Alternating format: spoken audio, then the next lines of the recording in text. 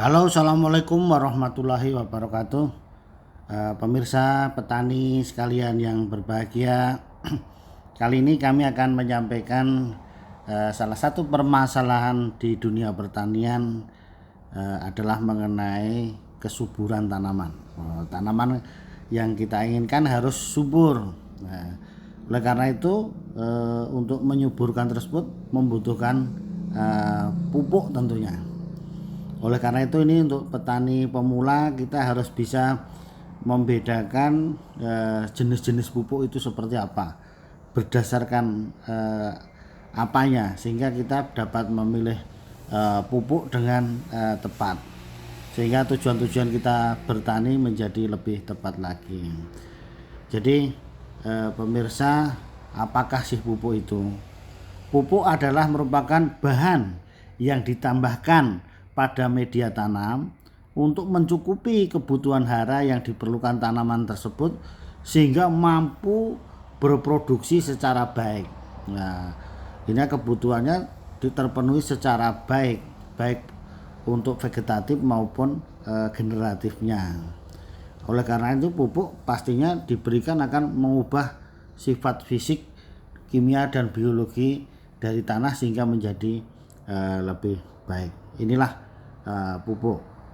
Kemudian yang akan kita sampaikan bahwa klasifikasi pupuk itu berbagai macam tergantung pada subjeknya.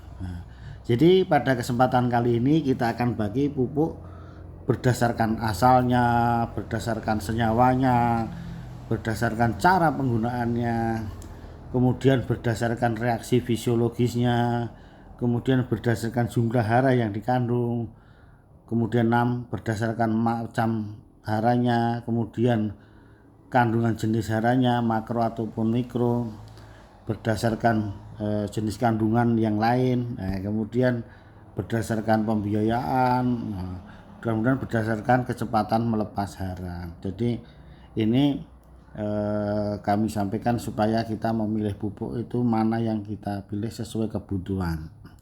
Yang pertama pemirsa, yaitu berdasarkan asalnya. Asalnya pupuk itu dibagi dua. Yang pertama pupuk alam, kemudian di sebelahnya adalah pupuk buatan. Nah, pupuk alam ini apa? Pupuk yang sudah terdapat di alam, dibuat dengan bahan alam itu tanpa proses yang besar yang berarti begitu. Contohnya apa? Ya selama ini kita pupuk hijau, daun-daunan kita kumpulkan, kita fermentasi, itu menjadi pupuk, namanya pupuk alam. Kemudian pupuk kompos dari bahan-bahan organik, kemudian pupuk guano, gitu. Jadi ini kohe dan sebagainya kan pupuk alam yang sudah ada di alam dan proses pembuatannya sangat minimal sekali. Kemudian kalau berdasarkan asalnya tadi, sisi yang lain adalah pupuk buatan, yaitu pupuk yang dibuat oleh pabrik, gitu, dengan mengubah sumber daya alam melalui proses fisika ataupun kimia. Inilah pupuk buatan. Contohnya ya sering kita kita ketahui pupuk urea, ini pupuk sejuta umat ini. Jadi inilah pupuk berdasarkan asalnya. Jadi dibedakan menjadi dua, pupuk alam dan pupuk buatan. Kemudian bahasan kita berikutnya berdasarkan senyawanya. Yang kedua ya, itu pupuk dibagi menjadi apa saja. Jadi menjadi pupuk organik dan pupuk anorganik. Pupuk organik merupakan kandungannya adalah senyawa organik, yaitu tadi pupuk kandang, kompos itu pupuk organik.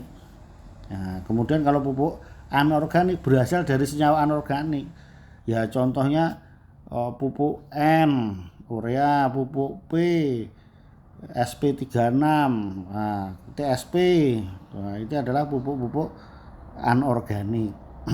Jadi berdasarkan senyawanya ya, pupuk organik dan pupuk anorganik.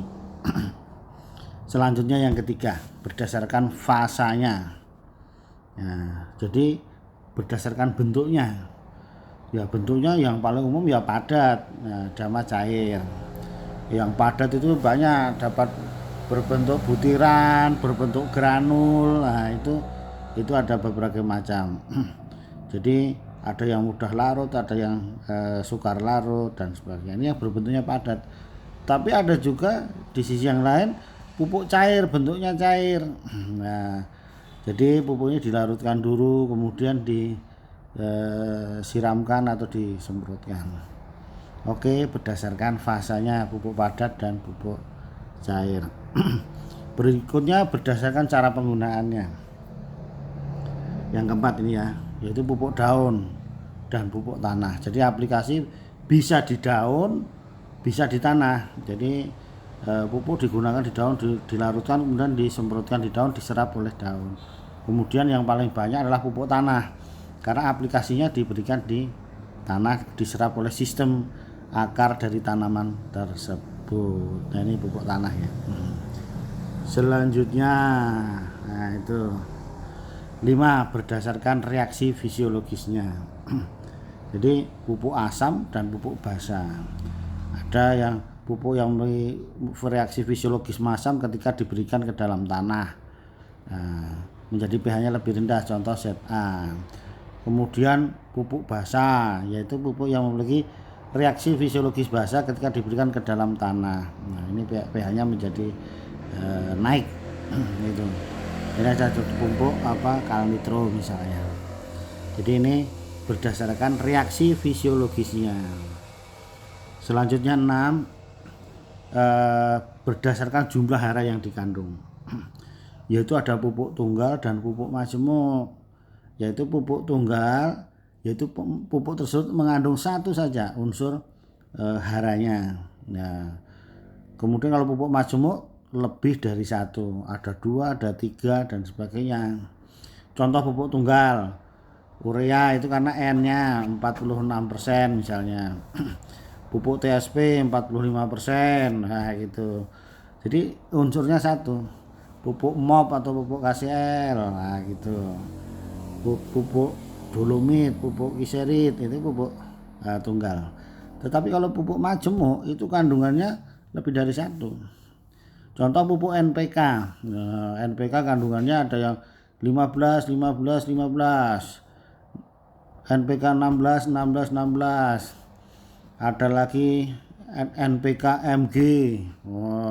Ada lagi NPK MG plus TE plus boron. Nah, itu jadi itu yang pupuk majemuk.